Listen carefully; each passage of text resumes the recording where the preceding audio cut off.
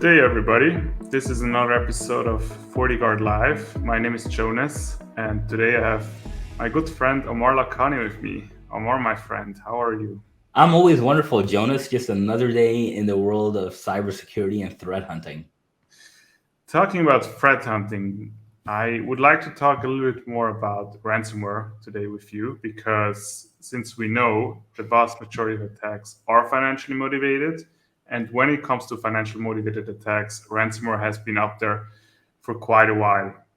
I know we can't get away from ransomware, and I know we always love talking about ransomware, but I have to tell you, as a security researcher, like reverse engineering ransomware and looking at ransomware, it's not that exciting. I mean, it encrypts files and it does its thing, right? So it's not exciting from a reverse engineering standpoint. Not all the time. I mean, there's definitely exceptions like Quackbot and Tesla script and some of the other things happening, but from an impact standpoint, right? It's felt everywhere. Everyone that has ever had a ransomware attack like knows about it. They feel it. It stops businesses. It affects reputation. It affects customer confidence or client confidence, and that's why it's so big. And it's still very, very effective. So I'm glad we're talking about ransomware today.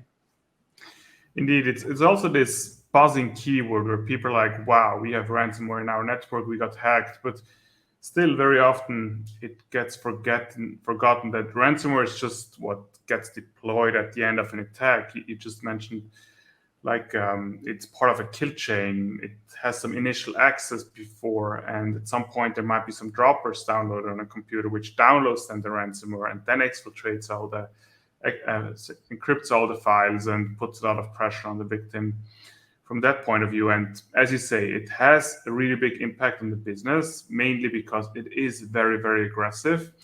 And we did a little bit of research where we analyzed about what is the current concern of ransomware attack and also what is the importance of a ransomware strategy. And I think these two go hand in hand because on one hand, the concern I don't think ever has been higher than it is today. But also it is really important to have a ransomware strategy because once organizations get hit with ransomware, usually they don't even have access anymore to their playbooks, to their plans. And if they never prepare themselves well enough, they're now in the middle of a situation where they don't know what to do. Yeah, you mentioned so many interesting points. Like, first of all, every time I speak to anyone that has had a ransomware attack or they're dealing with a ransomware attack, I'm always thinking, what else happened? Because a ransomware attack sometimes and oftentimes it's the last component of an attack. So when an attacker or threat actor comes into an organization, they're essentially going to do a couple of things. First of all, they're going to try and establish persistence. They're going to try and land and expand or expand horizontally for their organization. That means they're going to try and establish persistence on many devices throughout the organization and many different locations throughout that organization as much as they can. And then they start gathering data. They start gathering intelligence based on individuals, on data, on intellectual data, anything that's profitable. And then they are usually exfilling that data, usually stealing that data, saying, hey, how can I use this afterwards? Maybe can I sell this? What else can I do? Usually the very last point of an attack is the ransomware exploitation. And that's when an attacker feels like, hey, I really have nothing more valuable to get from this organization, so let's go ahead and use ransomware to try and get something more valuable.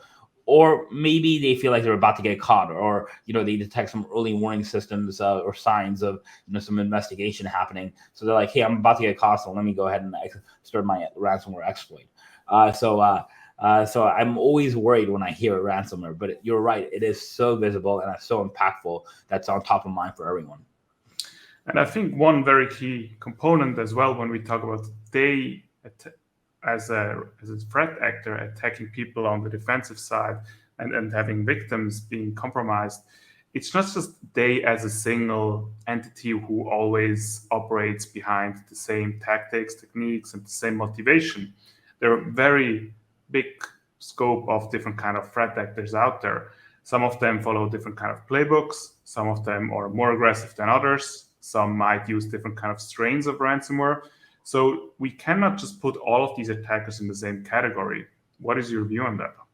No, you're right. You definitely cannot. So there's a lot of threat actors out there. They will use a ransomware component, usually as a primary or secondary objective, and the type of ransomware they're using has different, different objectives. A lot of them want to get money as soon as they can, as quickly as they can, right?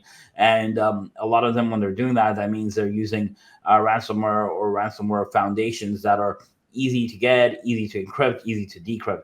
Of course, there are the threat actors that just essentially, as we say, want to burn the world, and in those cases, they're using. I wouldn't even say ransomware. I would say wipers, just trying to destroy data, and then threatening you to not sell the data that they have. So there's different categories of ransomware as well, and how aggressive they are, what they do. Another thing you mentioned a little early on is you're like, a lot of customers don't have a good strategy, right? They're like, okay, I have a ransomware playbook, but if you cannot access that playbook, what good is that? Right? A lot of them don't think like, hey, you know what? I need a completely offline system. Maybe I need a VPS, a virtual private server, or I need some sort of enclave that's completely offline, not connected to my organization, in a cloud where I can run different tools, collaboration tools, communication tools, and also my playbooks. Maybe a backup copy of SOAR.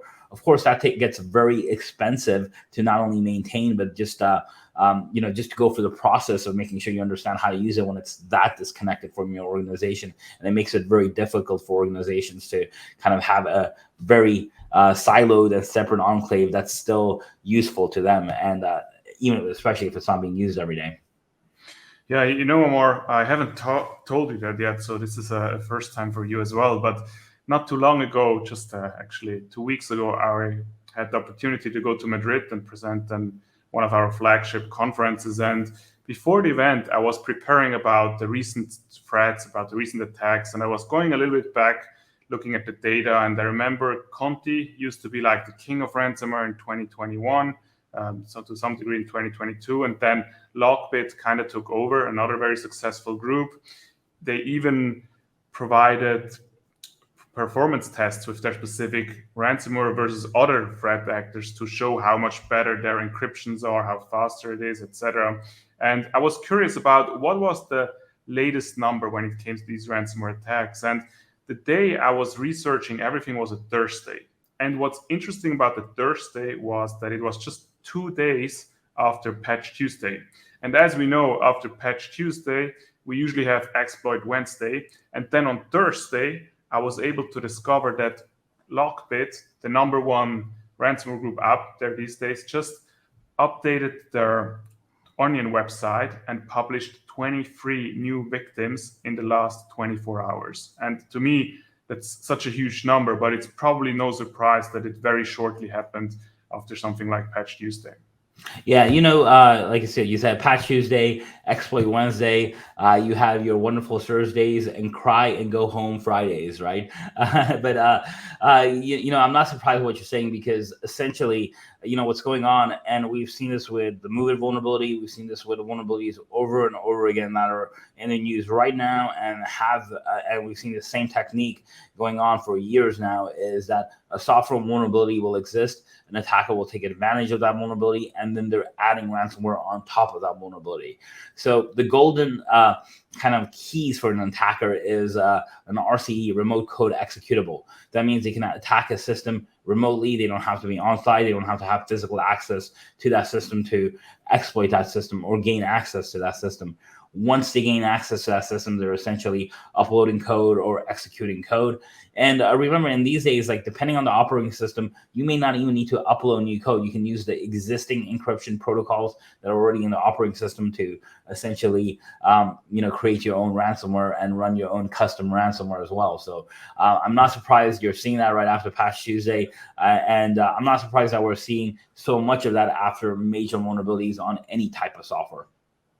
Yeah, and we also talked to close to 600 cybersecurity leaders and decision makers from various organizations of all sizes, of all industries. And we wanted to have their view on if they have been targeted with ransomware, and if yes, how many times, and did it happen over the last 12 months? And the concerning trend here really is 50% of them, they were targeted in the last 12 months, and 30% So 1 out of 3 companies was targeted more than 3 times, which is a huge number. Only a very small degree actually told us they're not even sure whether they've been targeted or not. So most likely the answer is yes, because as far as I know, pretty much anyone is targeted, and if systems are not properly secured, they will get access to these environments. But with all these reports and also monitoring these onion websites, I think in the end the numbers are already huge, but the dark numbers are even higher, because as far as I concerned, there's still a huge number of undisclosed ransomware attacks which were successful in the past. Yeah, I'm guessing it's not anyone's natural instinct to say, "Hey, I've been attacked, or I have vulnerabilities in my system, or perhaps I have, some shortcomings in my strategies." Right. So I think the natural tendency would be to be more defensive when you're reporting something like that, even on anonymous surveys. But every survey we've seen, including the ransomware report that Fortinet came out with, has been showing not only now, but for a number of years, that the ransomware attacks are growing.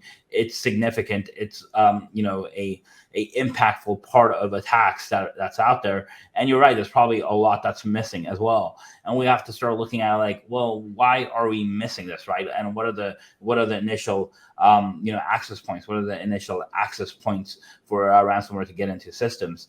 A lot of times, it can start off with phishing emails, drive-by downloads, taking advantage of non-patched software. Those are the common ones that are happening all the time. At the same time, it could be something simple as just not having good user awareness training, just having people in a hurry, right? A lot of times attacks happen when you're watching videos like this and multitasking and doing things in the background, or whether you're on a Zoom meeting or a Teams meeting and multitasking in the background and not really paying attention, and maybe accidentally clicking on a link too fast, or not paying attention to where you're going to. And attackers know that, and that's why the phishing, that's why the impersonation sites, that's why business email compromise has been so successful. And of course, ransomware, which is usually a component of all those attacks that I just mentioned. Yeah, definitely. And there's so many ways for threat actors to gain access to corporate networks, unfortunately. So we definitely need to have a layered approach when it comes to defending against these kind of attacks. And not only is prevention important, probably detection is even equally important, if not more important, especially if we think about ransomware. For the vast majority of these ransomware groups, one part of their playbook is to exfiltrate a bunch of information, which usually communicates to a command and control server or a different IP address. And there's terabytes of data usually leaving the organization. So prevention is important, detection is important, but I'm just curious, Aamir, if I know we need a lot of solutions, a layered approach, but what's your favorite way to stop ransomware or to stop cyber attacks? Where would you start? What is, like, not a specific product, but what's usually your go-to if you would have to make this decision? So, Jonas, I'm going to throw you off a little bit. You seem smiling here because I'm going to give you a little bit of a curveball.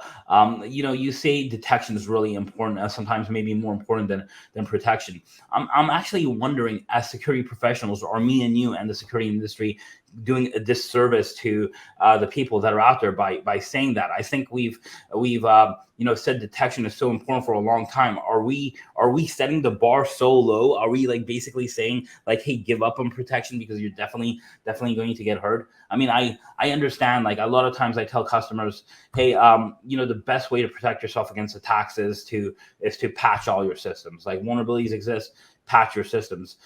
Anyone that says that also probably has no experience in patching very large environments and organizations, because it's very, very difficult to patch that. I'm thinking, like, what else can we do? Let's not set the bar low. Let's, like, start investing in, and what I tell my customers to answer your question is, let's start investing more in automation. Let's start investing more in playbooks and strategies that we expect failures, but we can still expect to continue and still have defense in depth. Go back to that old, strategy from the 90s and 2000s, have multiple layers of defense, perimeter all the way to endpoint. And let's make sure we use and start taking advantage of the AI tools that are just really coming into, I would say, implementation successes right now and start taking advantage of that. So although I do believe detection is very important, I think we should now start focusing more on the defensive prevention and not give up on that, and not set the bar so low that we're just saying like, hey, you know what, you're going to get attacked. I hate when people say that, eventually everyone's going to get attacked. I don't think that's the case because you know what, I'm not going to open myself up and say I haven't gotten a ransomware attack this year, because I definitely have as a researcher. But at the same time, I think it's possible to minimize and mitigate those risks. Yeah, definitely agree. It's a combination of both. And as you say, if we don't start doing a good job over there, it's just so much more traffic coming towards us, and much more likely someone will be successful in gaining access to an environment where it usually starts. Absolutely. Aamir, we're running already out of time, but I'm glad you were able to join me today, and I'll see you next time. Thanks so much. Absolutely, man. It's great being here. Thank you. Bye-bye, everyone.